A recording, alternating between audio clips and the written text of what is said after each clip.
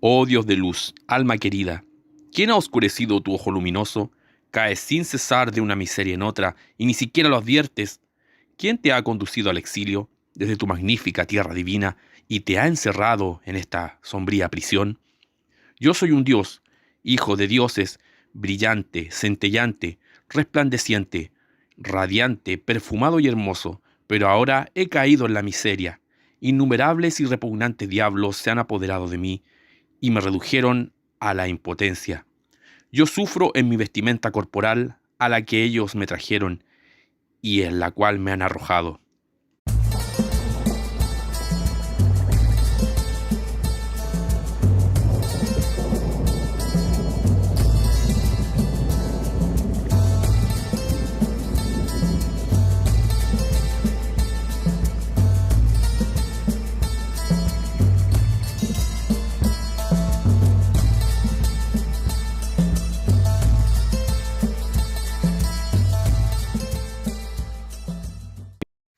Hola, saludos, bienvenidos nuevamente a esta serie de capítulos donde vamos a hablar de los gnósticos.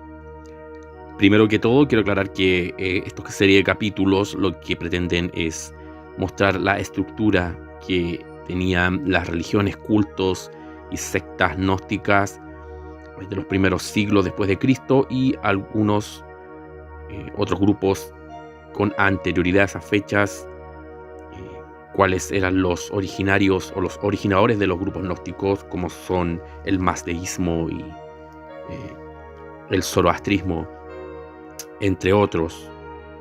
Ocurre que aquí no vamos a dar, iniciaciones New Age sobre gnosticismo, ni vamos a exaltar la figura de algún gurú, ni nada de eso, sino que cada uno, al instruirse sobre de qué trata el mundo de los gnósticos, al informarse y al salir un poco del desconocimiento, podrá tomar su propio camino y sus propias decisiones. Como hemos venido hablando en capítulos anteriores, estamos dando a conocer el mundo de los gnósticos, su cosmovisión y cómo ellos veían la realidad y por qué la ven así, y las influencias de los gnósticos en muchos grupos hasta el día de hoy, incluso en muchos de los teóricos de la conspiración. Así que bienvenidos de nuevo. Capítulo 2. La miseria del hombre. El hombre como prisionero de su cuerpo. No tengáis piedad de la carne nacida de la corrupción. Es lo que decía una oración de los cátaros. Y continúa: pero apiadaos del espíritu aprisionado en ella.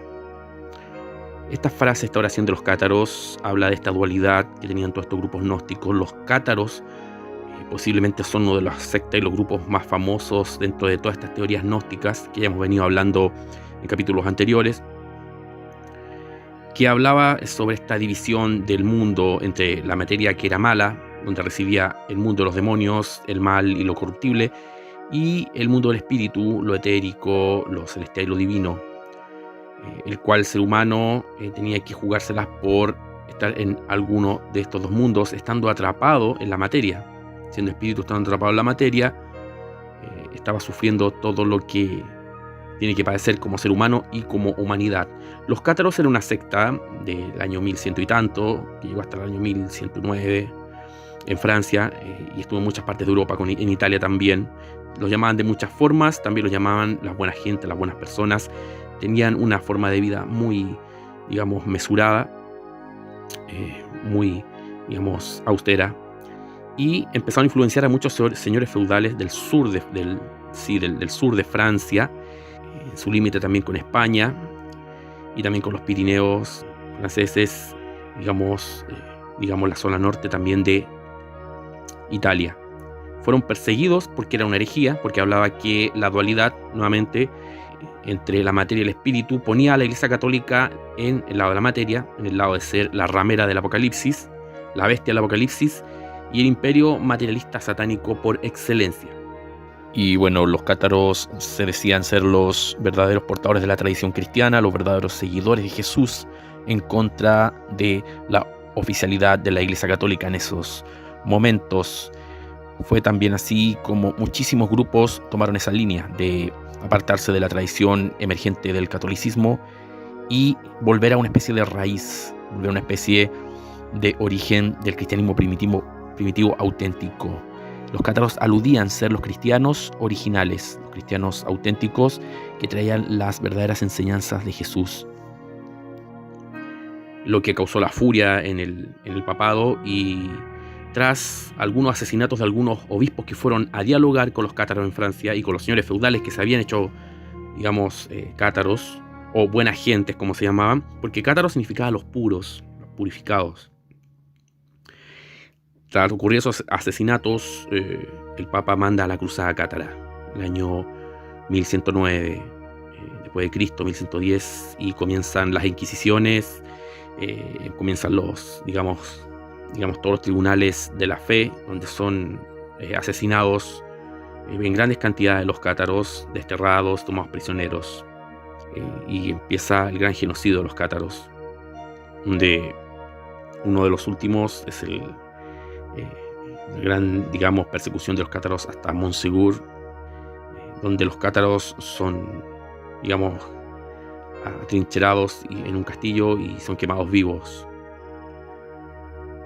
Esa es más o menos la historia a grandes rasgos de los cátaros. Si me equivoco, bueno, descripción del vídeo, pero más o menos ese es lo que les puedo contar, haciendo un muy breve paréntesis de lo que dicen los cátaros sobre esta división entre la carne, maldad, y el espíritu, bondad.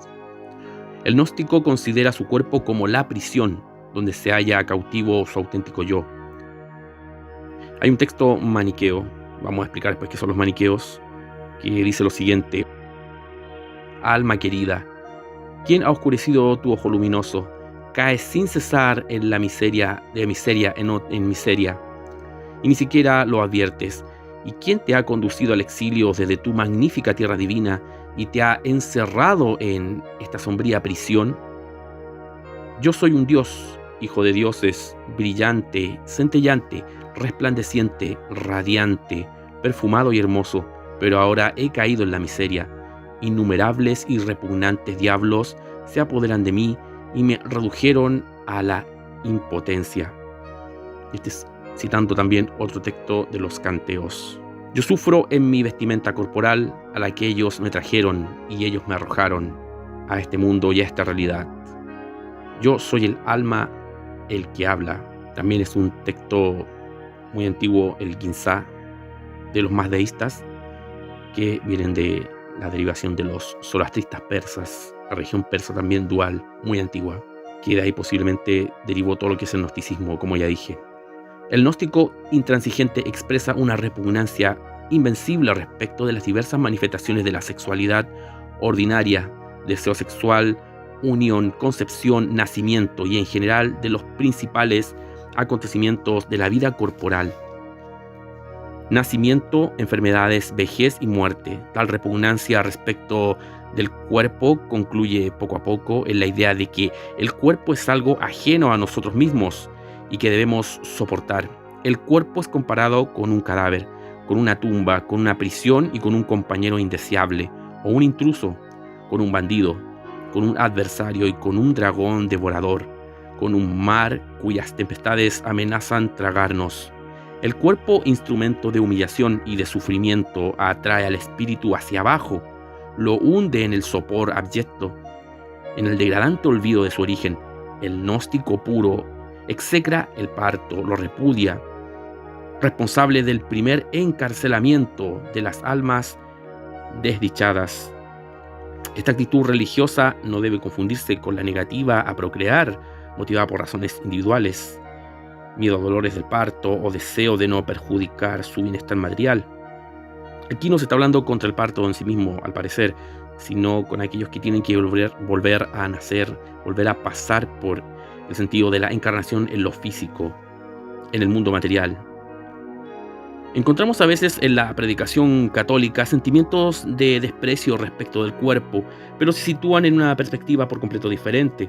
Cuando el predicador Bossuet, por ejemplo, alude a los cadáveres en potencia que son, en suma, todos los seres humanos, no se propone condenar el cuerpo, sino mostrar la vanidad, la vacuidad, la futilidad, el carácter fugaz, transitorio de todo lo que no es más que terrestre. Y en cuanto a la procreación, se está muy lejos de considerarla un mal, pues constituye un deber impuesto a todo matrimonio católico. La actitud de Buda se halla mucho más próxima a lo que podríamos entender como el pesimismo gnóstico. El nacimiento es sufrimiento, la decrepitud es sufrimiento, la enfermedad es sufrimiento, la muerte es sufrimiento, estar unido a lo que no se ama es sufrimiento, estar separado de lo que se ama es sufrimiento. No tener lo que se desea es sufrimiento. Es la permanente exigencia del deseo la que produce la reencarnación, acompañado por una entrega apasionada, una atracción por la vida en esta forma u otra, o sea, por el placer sensual, la existencia o la aniquilación. Citamos el sermón de Benares de las enseñanzas del Buda. El budismo asigna al deseo un determinismo impersonal, mientras que en la concepción gnóstica la carne es algo perverso, malicioso y horrible. Tenemos, un pequeño paréntesis. Con el Buda podemos ver que, claro, el deseo es lo que causa sufrimiento, porque es parte también de la mente que está deseando constantemente, proyectándose hacia el futuro o suspirando y deseando también lo que fue el pasado. Superando ambas dualidades, el ser se libera de aquel tránsito indisoluble, pero no causa ni genera con esa separación de vivir atrapado en la mente en el pasado y el futuro, no genera bajo ningún tipo una repulsión sobre lo corporal. Bien sabemos que Buda se casó y tuvo hijos, pero no así el gnóstico. Como vemos que para el gnóstico la carne, la piel es algo, estar en esta prisión corporal era algo horrible, detestable. La situación del hombre es todavía más grave, dicen los gnósticos. No solo nos domina la carne, sino también un conjunto de determinismos psicológicos que no siempre son de origen corporal. Clemente de Alejandría dice lo siguiente: y le ocurre al corazón, nos dice el gnóstico Valentín, algo semejante a lo que sucede a un albergue en el que pernoctan personas groseras. Estas no cuidan el lugar porque no es de ellos. Ocurre lo mismo cuando se descuida el corazón, permanece impuro y es la morada de una multitud de demonios, pero cuando lo contempla el Padre, el único bondadoso, queda santificado y resplandece. Aquí en la descripción de Clemente podemos ver cómo los gnósticos también hablan de lo que ocurre, según lo dicen también otros grupos, como también está hablado en el Gita, cuando Krishna habla de esta carroza con caballos. También lo dice Platón, también lo dicen muchos otros místicos de la era un poco más contemporánea, más moderna, como Gurdjieff, aquel carromato que es, guiado por las pasiones, tirado, una carroza por pasiones que son los caballos. Cada caballo es un sentido, ¿no? Puede ser un caballo que está enfocado en la vista, otro caballo que está enfocado en los oídos, otro en el gusto, y así sucesivamente. Son 5 caballos, 5 sentidos, están siempre jalando a la carroza para donde ellos quieren. Aquí habla de aquel padre que es el único que puede cuidar esa morada.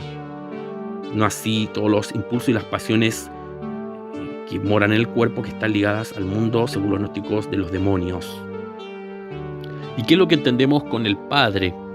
Bueno, también podríamos extraer de aquí, como Basílides y su hijo hablan del Padre, recurriendo a lo que Jesús dice sobre el carácter genuino y el carácter trascendente de ese Dios que no había sido revelado aún al mundo. El Padre cuidador, el Abba, aquel Padre que es el que sostiene, cuida y protege a sus hijos. Ese sería el cariz que pretenden mostrar al momento de hablar del que el cuerpo a veces está ocupado, no por el Padre, no por esa presencia trascendente, protectora, integradora de la realidad, perdonadora y sanadora, sino que constantemente estaría siendo invadida por toda clase de pasiones, de egos, de pseudo-yoes, de demonios, como lo hablan los gnósticos literalmente. Otros dos grandes gnósticos cristianos, Basílides y su hijo Isidoro, dan a las pasiones el nombre de apéndices. No son cosas inherentes al alma, sino entidades malévolas y adventicias, particularidades, instintos de lobo, de criaturas semejantes a simios, de león, de macho cabrío, que penetran en el alma, se adhieren a ella y producen deseos inferiores y groseros. Bueno, aquí también podemos ver cómo algunos demonios e invocaciones de la nigromancia y otro tipo de magia, de seres elementales y todo eso, presenta algunos demonios, sobre todo la invocación de los 72. Los presenta también con estas imágenes de animales. Viene también de esta influencia de poner dentro de las pasiones humanas desenfrenadas las imágenes de bestias. Entonces estos seres malévolos tendrían apariencia muy semejante a animales. Lo mismo ocurre con lo que las personas dicen que han visto en apariciones en zonas de poder y lugares, digamos así, malditos, ¿no? Con humanoides semejantes a pies grandes, a hombres cabra y demás.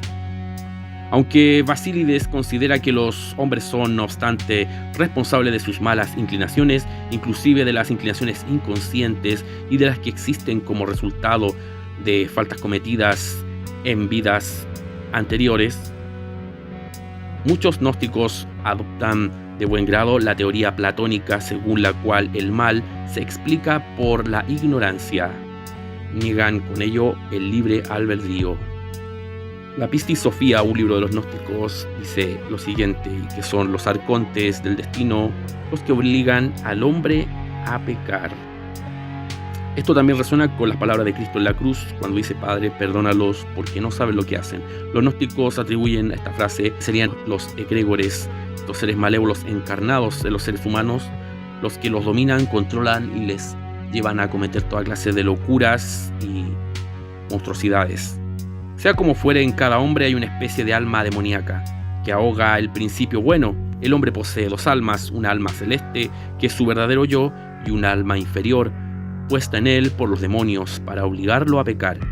De este hecho escandaloso se han dado diversas explicaciones que varían con los doctores y las sectas gnósticas de diferente índole.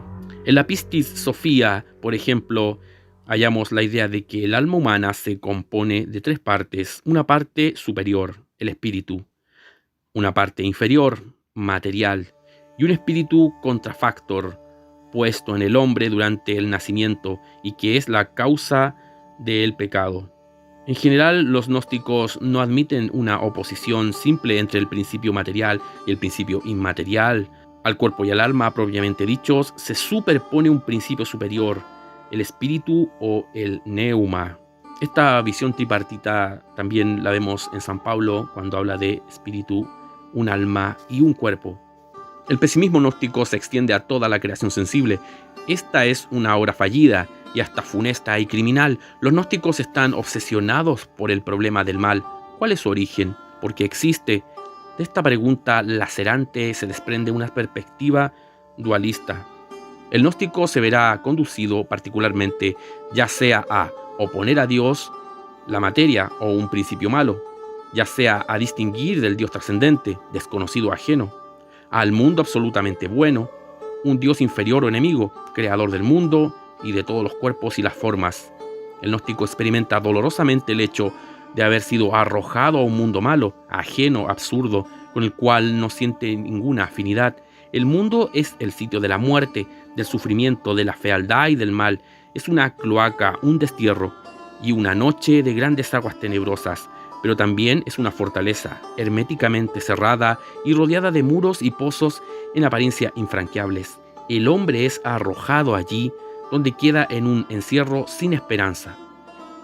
Nuevamente citando al Quinza de los mateístas, las siguientes oraciones: libéranos de la oscuridad de este mundo al que hemos sido arrojados, clama el mandeísta. El mundo se halla encerrado herméticamente y rodeado por las tinieblas exteriores, por un gran mar o por un muro de hierro que no es otro que el firmamento. El mundo se ha fortificado contra Dios, pero la divinidad, por su parte, fue obligada a fortificarse para quedar fuera del alcance del mundo. Barreras inexorables se oponen a la evasión fuera del mundo.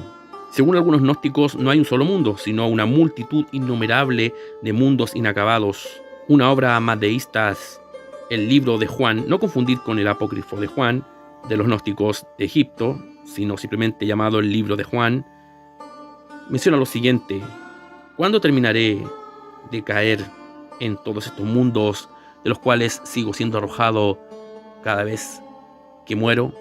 Aquí también tenemos algunas versiones de lo que son los terraplanistas, ¿cierto? Y la bóveda que no deja salir ni entrar nada. La famosa bóveda también puede ser, digamos, alguna especie de concepto o idea emanada del gnosticismo que quizás se está expresando inconscientemente. Esto de la prisión, de la Matrix, también es muy contingente a lo que los gnósticos creían hace casi 2000 años atrás, o un poco más. Las tinieblas exteriores son un gran dragón que posee la cola en la boca. Se encuentran más allá del mundo al que rodean completamente.